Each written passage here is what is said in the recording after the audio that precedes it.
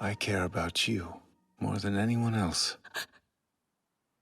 That's an unwavering truth, even now. I thought that you'd forgotten.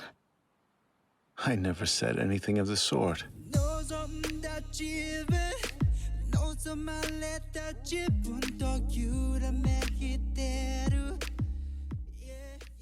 Greetings once again, my friends, and welcome back to Geek News Anime Night, where we talk about a particular season, episode by episode, and give our thoughts on those episodes as we watch them. I'm your host, Adam Mickelson, aka Drac. I hope everybody's having an awesome day when you're listening to this, and if this is in the future, then hello, future people! And joining me today is obviously my lovely wife, Andrea. Andrea, are you cold and miserable? Not today. Nope. Now things are warming up, so at that point, we're going to have happier Andrea. Yay! So, today we're talking episode 7. That's right, it's empty. And this one, I have no problem saying I was very upset over. And I technically have not gotten over that. How did you feel about this episode, Andrea? It's been a while since I remember. It's been a while since I could. Okay, so let's get into it, and then we can explain our thoughts. So, the episode starts basically where we thought it was going to go, because we actually get kind of a setup between Kyo and Toru that they're going to talk about what happened with the unsealed memory and all that stuff, and it looks like they're going to have a long talk, probably to figure out their feelings or something like that, but we didn't get any of that. It is 5 minutes of a 25-minute bullshito fest, as far as I'm concerned. Well, I guess they're just postponing it till later on. So, a majority of this episode is actually more on the confrontation between, or the war between Akito and Ren Soma. Because we basically have, after Shigure explained, like, what Ren did to Rin, for that box, ultimately, Shigure decides to go back over, and he gets spotted by Ren Soma. And they actually get to talking about how she basically set Rin up for failure, and Rin got punished because of her. And ultimately, we get to learn a little bit about the background between Akito, Ren, and father and husband Akira Soma. And it's complicated, to say the very least. It looks like when Ren Soma joined the family, she was like one of the aides. She was one of the nannies or maids or whatever you want to call them.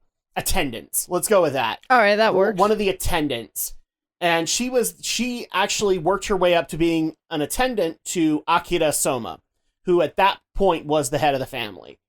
And Akira was having what looked like bouts of depression because of the fact that he is the top of the mountain when it comes to the Soma family. And a lot of responsibility was put on him, and he probably wasn't ready for that when he was put into it. So Ren basically, in her sly manipulative way, because this really showcases that Ren is very mentally ill, and I would actually dare say obsessive when it comes to certain things, and in this case Akira is one of them. She basically says, I'll take all the negatives so that you can do your thing, and apparently the attendants did not like how close she was getting to Akira, and in particular the old lady one that we keep seeing, who's like Akito's main attendant. She was against them being together, and eventually against them even marrying and having kids. But Akira overrode her and basically said, Ren does what nobody else can in this family for me, and so at that point I'm going to keep her around.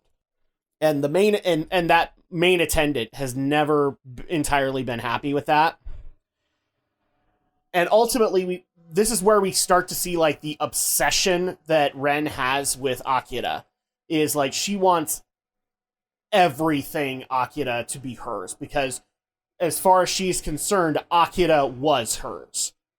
And so at that point, the reason that she sent Rin off to go and get that box is because she cannot fathom the fact that Akira would give something of himself to Akito and not her. She is so possessive. Yes, obsessive, possessive, mentally ill. Safe to say, mentally ill. Like, very mentally ill. Probably when I first watched this, I probably almost... I mean, obviously, when we first saw their first confrontation, like, both of them very much were. And so it would not surprise me if there was a history there. But, like a genetic history of mental illness. But at the same time, like, Ren is just as messed up as Akito is. Just in different ways. And part of that is her possessive nature. Sorry, I cut you off. Yeah, because you always do. Sorry, I chronic interrupter. Anyway, Oh, yeah, she... Well, like I said, I first I thought, she was, like part of the family, and I thought... I think we all did. The husband was like not even in that role as head of the house for at first. Would it have been wrong to assume that like the family is just inbreeding? I don't know. It was just like I'm not saying that the entire Soma family, like they're all closely knit. The Zodiac is that, but like the rest are, they're distant relations. So at that point, it makes sense that she'd just be yet another Soma in there. But now I'm kind of getting the feeling that maybe. At first I thought he wasn't the head of the household. I thought he was. Oh, you thought Akito wasn't? No, that's why at first I thought that was what. I think he was. I think he was the previous head of the household, and that's why Akito got that position. I don't know. I thought maybe after they. That's why I thought maybe after they married, it's like, well, he inherited the title, but that's what I thought at first. So, ultimately, this conversation with Shigure and Ren kind of ends because, Shigure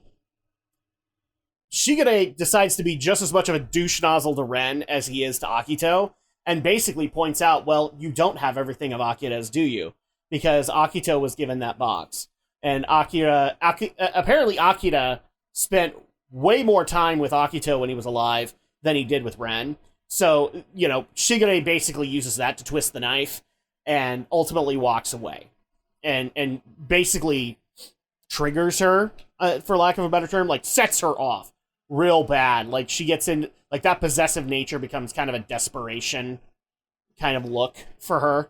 And then we actually skip over to Akito and kind of stick with his plot throughout.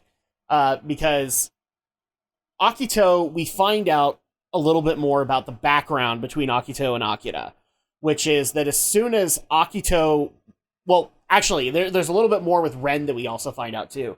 So, apparently after the incident that we talked about in the first episode, where all of the kids came to her belly and said, we've been waiting, this set off something in her very primal, where she, like, detested Akito, and like as soon as Akito was out of her, like wanted nothing to do with Akito, and so it, like she just kind of separated herself intentionally from Akito, and so Akira stepped in and basically just tried to be like the parent to Akito.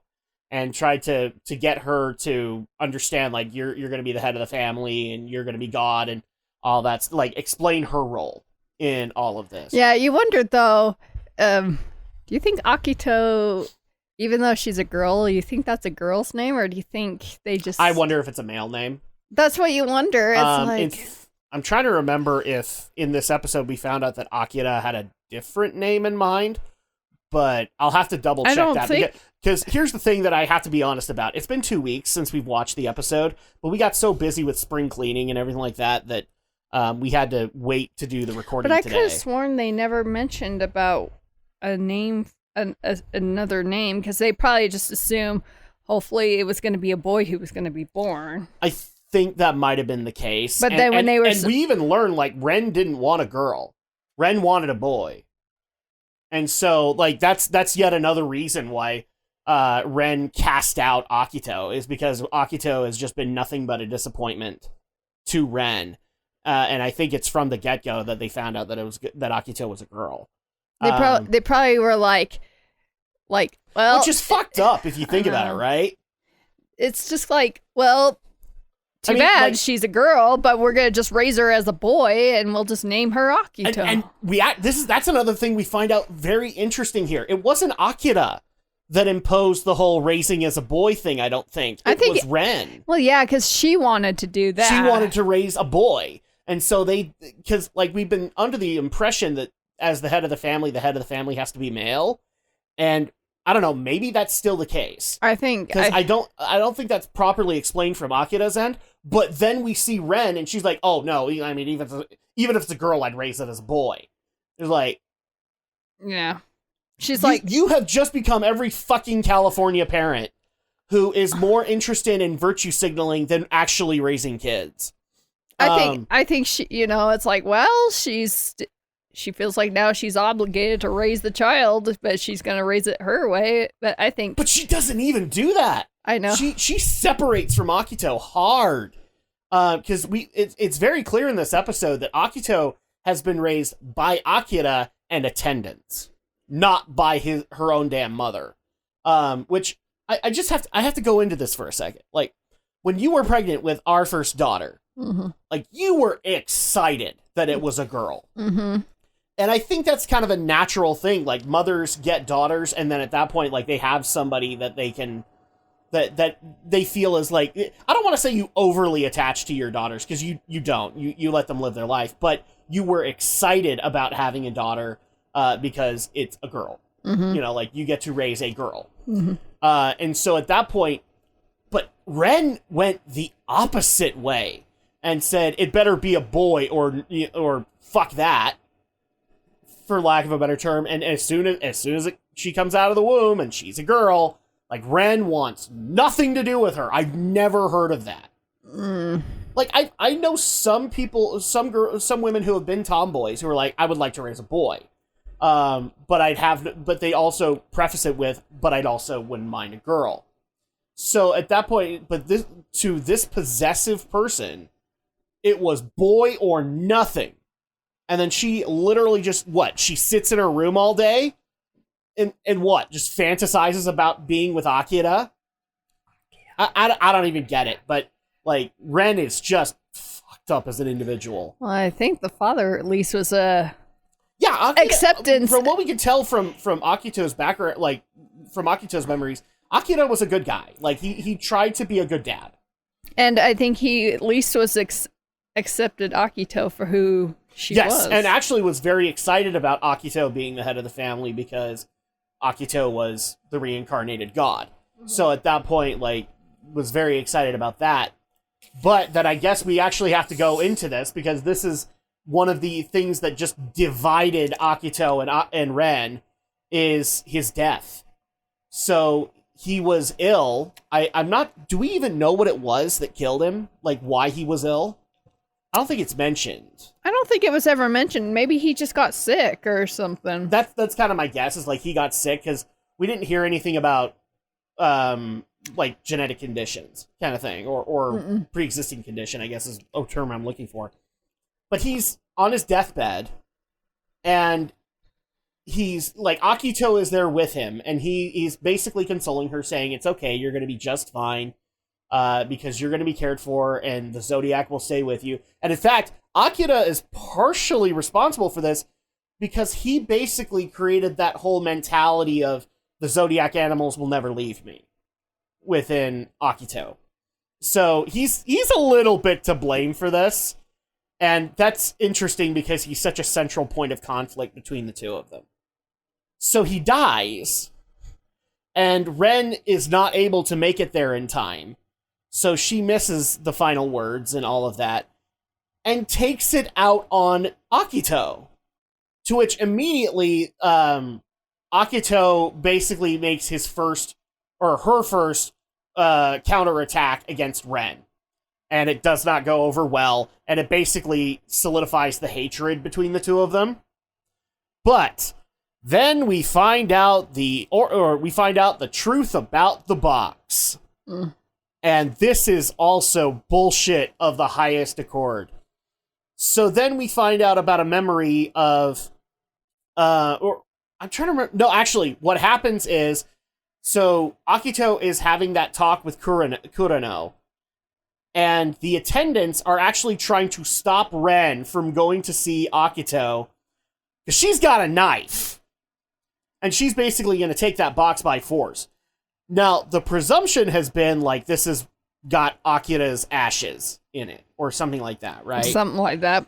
Well, then we find out a memory that after Akito or Akira passed away, in order to cheer Akito up, the elderly attendant at that time, who was like in her 40s, gave him the box and basically said, now you will have a piece of Akira to be able to go with you wherever you go. Like, you know, you'll always have Akira with you.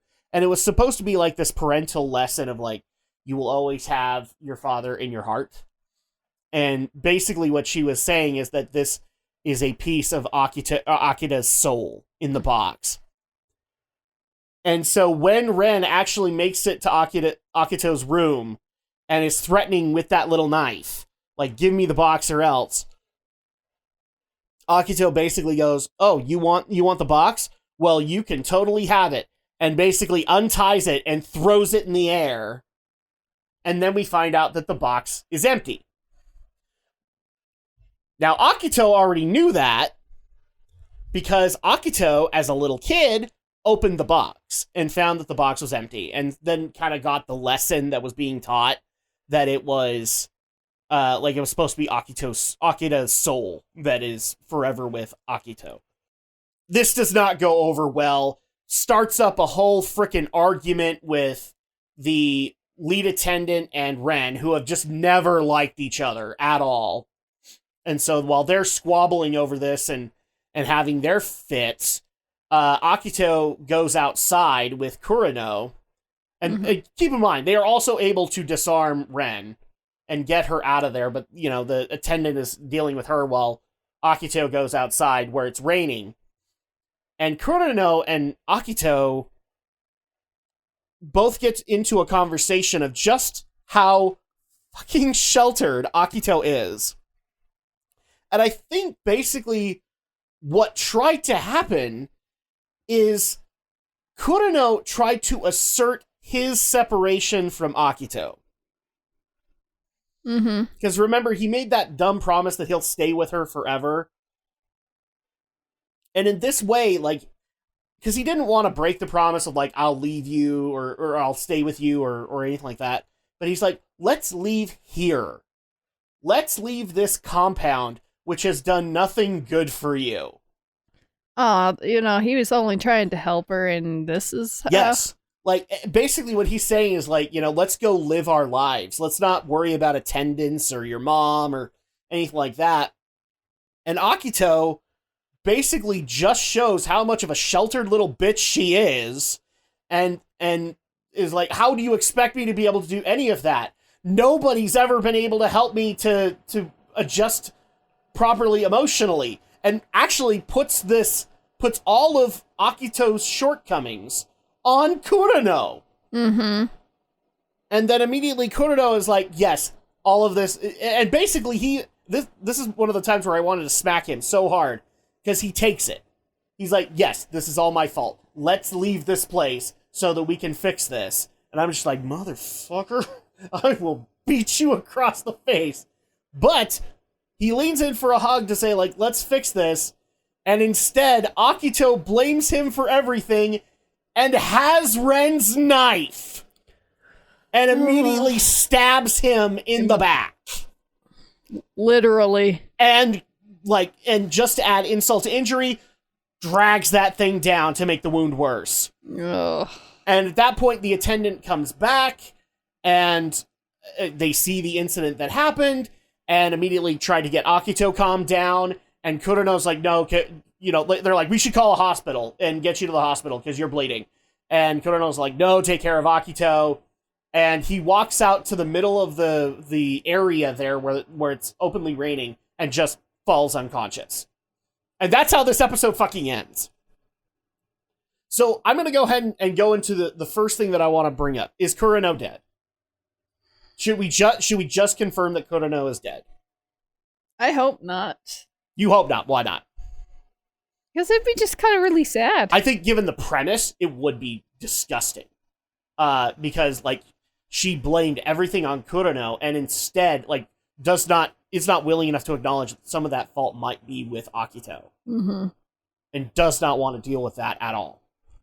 I don't want Kurano to be dead either, because I think that there is some kind of a resolution that can happen for him, but I can't help but wonder, I mean, he came in so late in the series that I could actually see, storytelling-wise, that they leave him dead.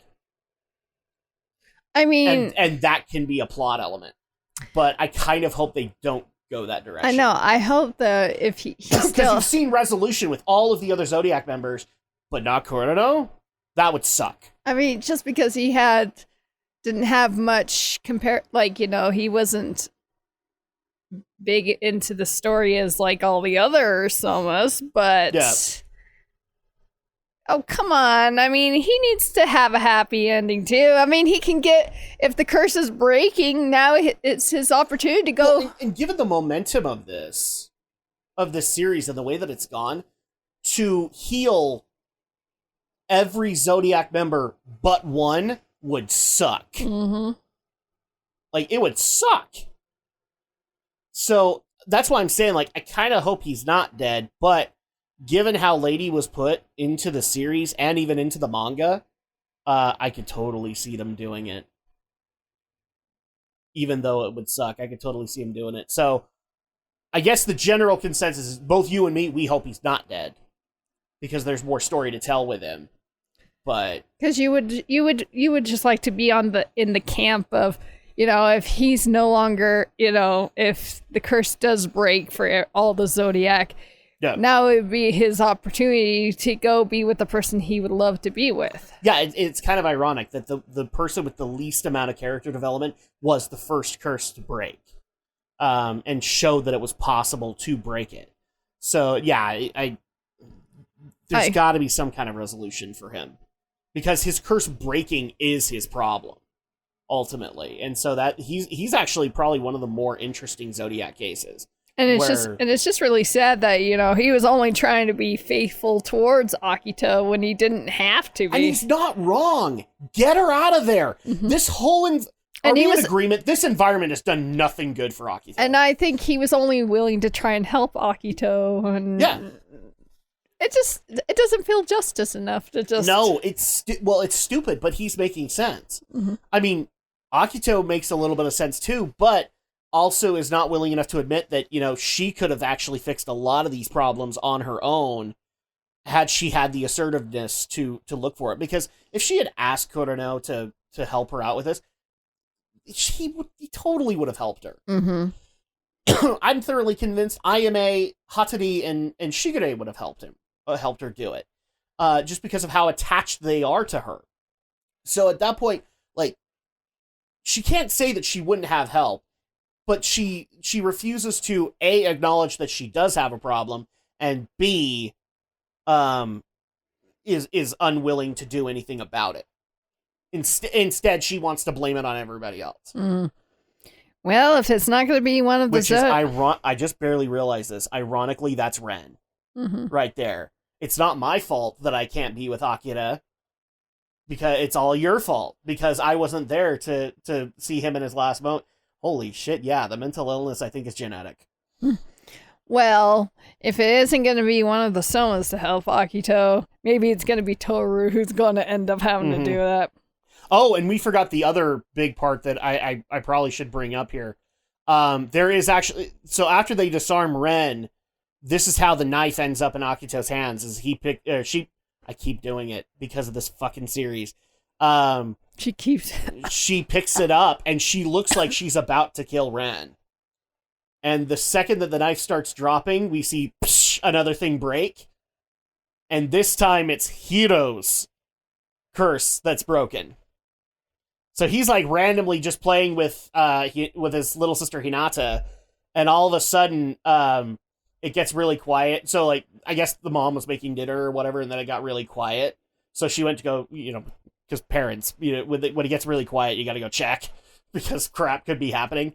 And she goes in there, and tears are streaming down Hiro's face, and he's holding Hinata, and Hinata's just like, huh? Like, what the heck is going on? And he's just like, I don't know what I'm feeling right now. He's I don't holding know what's going her on. and hugging her. And then the mom goes in for a hug and said, it's okay, we'll help you through it, kind of thing. And that's how like his curse is broken. It's because she's hugging him. Because I think even with the mom, the curse is still effective. So like they can't hug their kids, which is probably murder for the moms, without them turning into their little animal forms. So yeah, so that happens too. Hiro's curse is now broken, and it almost looks like because of what Akito was about to do, that's why it happened. And that's why Akito rushes outside. Mm-hmm. So, I'm gonna ask the honest to God question: was this episode worth it? No, not to me. I do like the little tidbits here and there of Hiro's curse breaking. That was kind of cool, but you showcased what we already knew: that Ren and Akito are both fucked up beyond imagining. And there's nothing really there that changed for it, aside from one of the other parties involved is the attendant. And how she hates Ren, and she loves Akito because Akira loved Akito, and all that bullshit. But to me, this episode was a ginormous running around in circles. Like, if you had at least had one of them, like, if you at least had them come to blows or something, I think there would have been more progress there. But all of this over a box that was ultimately empty. And now that the secret is known, it's actually debatable whether or not the attendant did damage by doing that. Kind of thing. Hard to say, really. That's why I'm saying, to me, aside from the revelations that we got with like Kurano and Hiro, this episode is a ginormous fucking waste of time. Because it doesn't really showcase, it doesn't have any kind of climax or any kind of meaningful interactions that are happening between Ren and Akito, in my opinion. In fact, in my opinion, this is tamer than when we first got to see Ren, which was Akito choking her on the ground. Mm-hmm. All right? That was more meaningful than this was. And ultimately, this was all started because Shigure decided to be a cheeky little bastard. Yeah, so was this worth it for you? Well, it was just, I wouldn't say it was a bad episode. It was just kind of like shocking more than really, but yeah, I'm not saying it's a bad episode. I'm saying it's to me, it's narratively meaningless, especially considering what it was teasing at the beginning, which was a lot more interesting for you and me. Because we already get the conflict between Ren and Akito. We wanted to see that conversation between Kyo and Toru. And instead, you pulled a fucking Metal Gear Solid 2, and you didn't give us that. Yeah, but still, I think the only thing that was kind of good about it was because we got to learn a little bit more Akito's relationship with his father, or her father. And see, you're doing it too. I know, I can't help it. It's this goddamn series. It's doing it. Now we're a bunch of California parents, and we're going to be submitting our children for hormone therapy. Well, yeah, and just I need to start putting these podcasts as explicit because I just can't avoid it, especially when we have episodes like this. I've got to drop F-bombs because that is how angry I am. And with what happened. His views of Akito and the Soma family and all that stuff. He seems like he's a he is totally one side. He's totally on. Compared to Ren, oh my goodness, that they're like. I'm thoroughly convinced if Akito was still alive, this would not be a 2-sided war. This would be a 3-sided war. Mm-hmm. Because Akito would have his own agenda, and Akito would have her own agenda, and Ren would have her own agenda. And it'd just be so fucked up. But let's actually go into the wrap up of this. What was the best thing this episode did? I'm gonna stick with the hero moment, because it really did look like through sinful actions, Akito is breaking the Soma curse. So she technically is unraveling the way her life is ideally supposed to be for her through her horrific actions. So I like that, and I actually want to see more of that, because we've already seen a little bit. I mean, with Hatsuharu, with their confrontation, his link started to fray, but then we had Momiji out of nowhere, and we've never really had that explanation. But then Hiro, like as soon as the knife is about to drop, then Hiro's curse breaks. So I like that. That to me is one of the best things that it did. Yeah, it was a pretty good part, you know. Okay. What was the worst part of this episode? Fucking box. That was such a dumbass reveal. It would have been so much better if it was Akita's ashes, because that would have made sense. And no, it was a fictitious, he's always in your heart, son. Probably the whole stabbing of Kurno was probably... Okay, why was that bad for you? It just, I cannot believe that, really, when he was only trying to help her the best he could, and she would go to that. And we both can acknowledge, like, that was the way to help her. Just get her out of this environment. And yet, she goes to extremes to do that to somebody who was being... Well, I mean, to her, like, he was the person at fault, not her. Yeah, no, but that would be... This is how mentally ill both Ren and Akito are. Okay, I would say funniest moment, but there really isn't one in this episode. It was pretty heavy. I'm trying to... I can't think of anything funny in this episode. It was all pretty heavy. So we'll skip that one. So out of 5, what would you give this one? 3. 1. Okay, go ahead.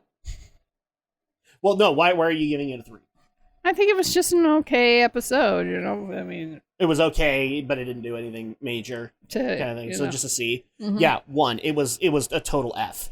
As far as I'm concerned, because I much would have rather seen the conversation with Kyo and Toru than all of this. Well, maybe we'll get that in the next episode. Well, I think that's what's going to happen, because I think when we actually read the description for it, it said that Kyo and Toru are going to have a long conversation, and I much would have rather seen that than this. As much as I'm invested in Kurano surviving and Hiro, what happened with Hiro, that box turned out to be such a stupid MacGuffin that it just, the whole episode falls apart. Like, why is this intricate war being fought over a box that is empty? And I get why they did that, because Ren was putting importance on the box that the viewers were also putting on it, and Akito knew otherwise, which, again, it's just all stupid. So that's why I'm giving it a 1. This episode went nowhere. This episode was stupid. So that being said, let's go ahead and wrap things up. Thank you guys so much for joining us on this podcast. When we come back with episode 8 of Fruits Basket Season 3, we hope to see you guys then. In the meantime, continue to support the RSS feed over at geekynro.libsyn.com, or you can support on Apple Podcasts, Google Podcasts, Amazon Podcasts, Player.fm, and Spotify. And make sure to leave a rating, guys, because that's how other people get to be able to see all this stuff, so that we can make even more and maybe even devote even more time to it. So if you guys, because, you know, I get requests on this quite a bit, Andrea, like, why can't you guys do like 3 marathon anime and TV nights? Well, because we can't devote that much time to it. Because we have other things going on. But hey, man, if you guys help us out with that, maybe that's possible. So that's just something to keep in mind. And of course, if you want to suggest a series that you guys would like to see us analyze, you can do so at geekyweek@gmail.com. And we will see you guys next time for the next episode of Fruits Basket, Season 3, the final.